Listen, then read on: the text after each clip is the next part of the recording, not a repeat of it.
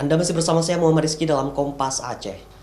Saudara, pandemi COVID-19 berpengaruh menurunnya tingkat imunisasi pada anak. Orang tua khawatir membawa anak ke posyandu, namun kader posyandu dan petugas puskesmas di Desa Merduati, Kecamatan Kutaraja, Banda Aceh, tetap gencar mengajak orang tua untuk melakukan imunisasi pada anak melalui berbagai cara.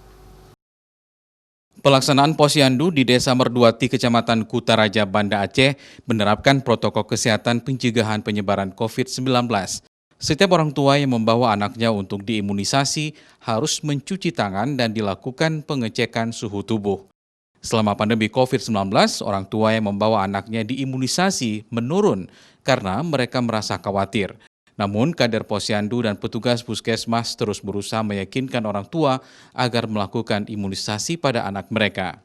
Berbagai cara dilakukan oleh kader posyandu dan petugas puskesmas agar balita di desa ini melakukan imunisasi, seperti kunjungan ke rumah warga atau door-to-door, kegiatan bias, dan mengedukasi warga saat berkunjung ke rumah gizi kampung. Setelah kami kasih edukasi, kami kasih pengertian bahwa manfaat imunisasi untuk kekebalan tubuh, apalagi di saat pandemi ini sangat penting. Ada beberapa ibu yang sebelumnya anaknya nggak imunisasi, setelah diedukasi mereka jadi berubah sehingga anaknya mau diimunisasi kembali.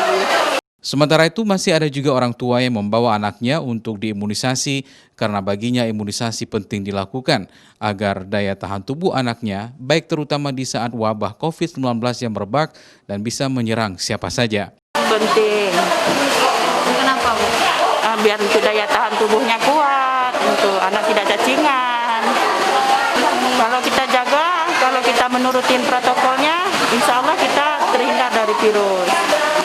Kader posyandu dan petugas puskesmas berharap orang tua tidak takut membawa anaknya ke posyandu untuk diimunisasi karena setiap tahapan imunisasi yang dilakukan menerapkan protokol kesehatan COVID-19 secara ketat demi mencegah penyebaran virus corona di tempat tersebut.